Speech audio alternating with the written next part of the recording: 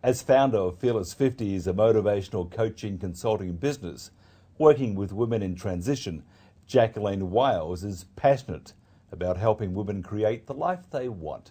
She's also a singer-songwriter and the author of 5 books, including the new book, The Fearless Factor, Thriving Beyond the Jungle of Life. Nice to see you.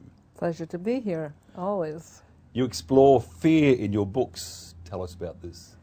Well, fear has been a very important part of my life. It's been a really life journey to overcome many of the fears, having grown up with a great deal of the kind of stereotypical dysfunction of alcoholism and physical abuse and sexual abuse and so forth. There was a lot of self-esteem issues and a lot of fears about exploring and being in the world for myself. So as I went on my journey to discover that, fear became part of the discovery of how to get beyond it. But I also discovered that there was an enormous history in my own family of women who had lived their lives in fear and had suffered great tragedy as a result of it, and how it kept spilling over from generation to generation until one person had the courage to change, and that fell to me to do. So really the journey of discovering what is fear, how does it function in our life, and what can we do to get beyond it has become my life's lesson, and that's what I'm passing on to other people at this point. What do you mean, you mentioned in other conversations and over the time that I've known you, that you mentioned that imagination-based.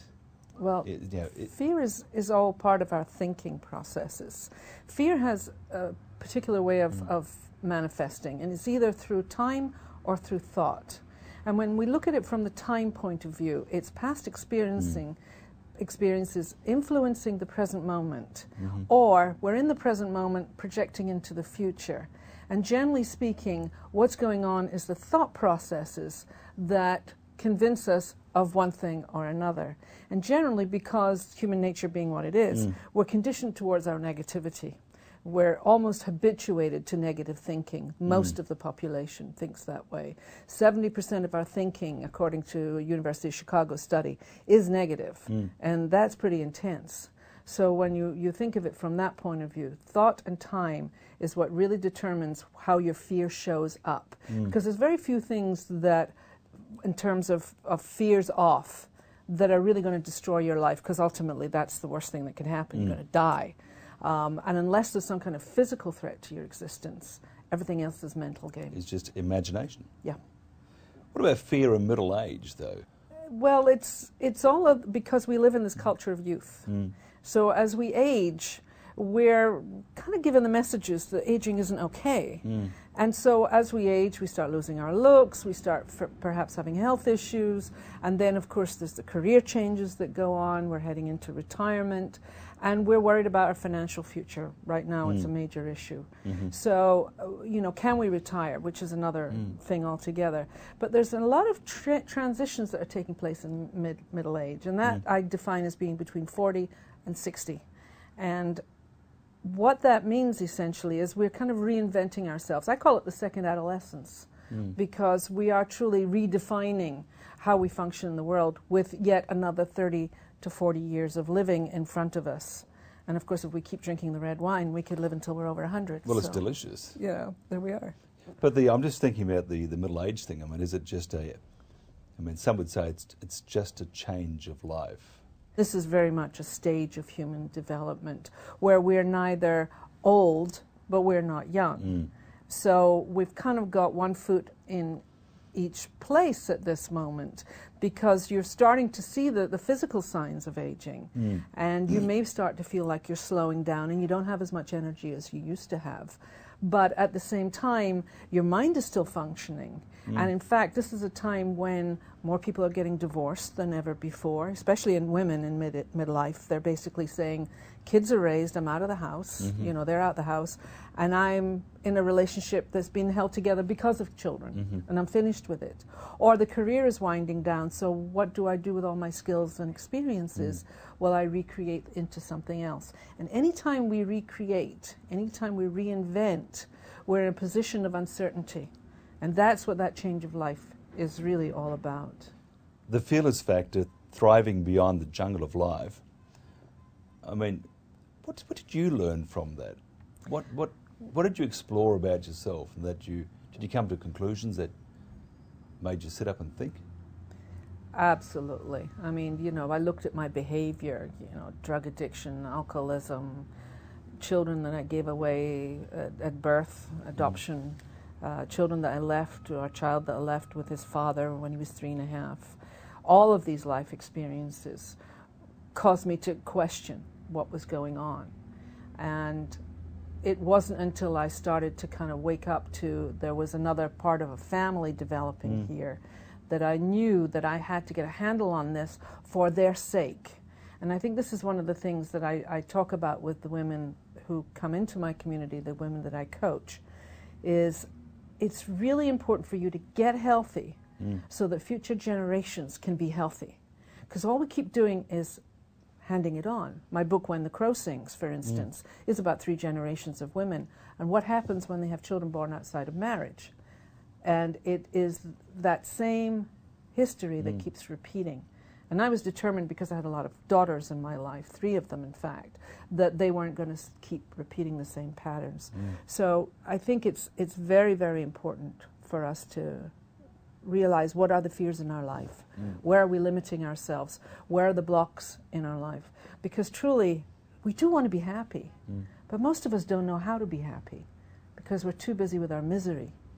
And I say busy with our misery because you spin in the cycles. And you've got to find a way to break out of it, and I did. But it's been a 20-year journey, so it's not an overnight success. And the journey continues, though. And the journey continues, absolutely. So what happens when somebody says, "Oh, my journey's finished, I've learned everything"? There's no such thing. You're That's dead. Right. That's when you're dead. That's a It's horrible over. thought. I like my journey to continue. But then again, when you die, you're just taking that energy and shifting Moving on it somewhere to the next, else. next journey. What about tips for people wanting to move away from limitations? Do you have that? I mean, of course the book has all sorts of advice, but what about tips?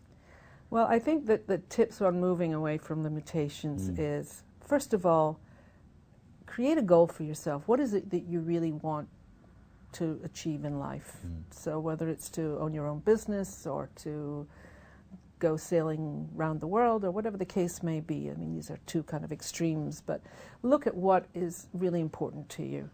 And then put a roadmap together of what it's going to take to get you there. And as you put together the roadmap, you start seeing where the limitations are, because you come up with the buts, if onlys. And when you watch that language, because I like to say when you change your language, you change your life. So when you start telling yourself it's impossible, or you can't, or you've never done it that way, or you're not creating whatever negative messages you're putting in your way, that's your limitations. That's the places you've got to examine with a fine microscope to figure out what it is that's getting in the way, and get some help. Because we don't change on our own. And that's something I feel very strongly about. I have used so many different people over the years to help me understand the journey that I was on and am on and continue to do so.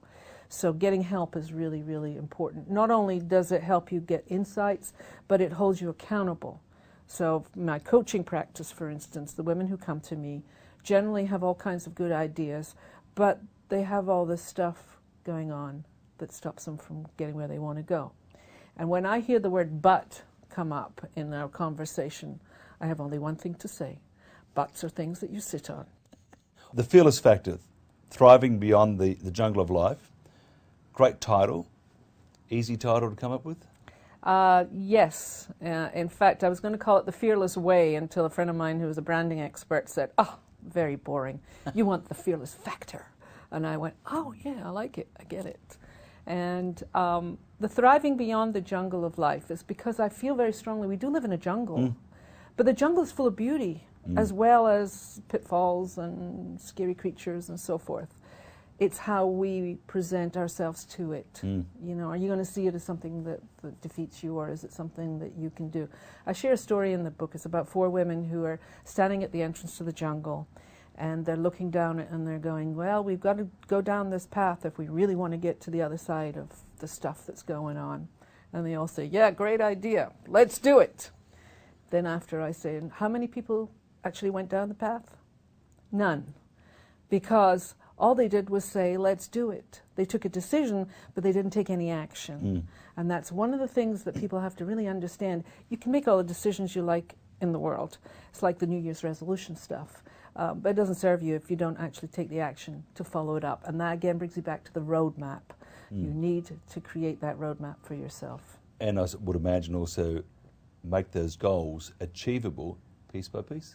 Absolutely. There's, people say to me, how do you write a book? And I say sentence by sentence or word by word. And there was a very famous book a few years ago called Bird by Bird, written by Annie Lamott, who is a famous writer. And it truly is the story of life. We take it one step at a time, and sometimes we step forward and sometimes we step back. And every time you step back, you know that you have learned a little bit more and you move forward again. And so when people say, yeah, but I don't know how to do that, well, it's simply that. Just keep taking the actions that move you forward and not stuff that pulls you right back again. But when you do, don't beat yourself up about it, because it's simply process. One of the things I say in the 10 Healthy Habits is making mistakes means you're human, And also that fear, when it shows up, is an incredible alarm. It's your clarion call for saying, I need to do something different. Because the only time fear shows up is when you're limiting yourself. Otherwise, we're here, having a great conversation. As we always do. As we always do. The Fearless Factor, thriving beyond the jungle of life. Where do you get it? You can get it on my website right now. Which is? fearlessfifties.com. And you can also find the 10 Healthy Habits of Fun, Fearless People and When the Crow Sings. So all of that's available on www.fearlessfifties.com. Jacqueline, thank you very much. It's always my pleasure, Mike. Thank you.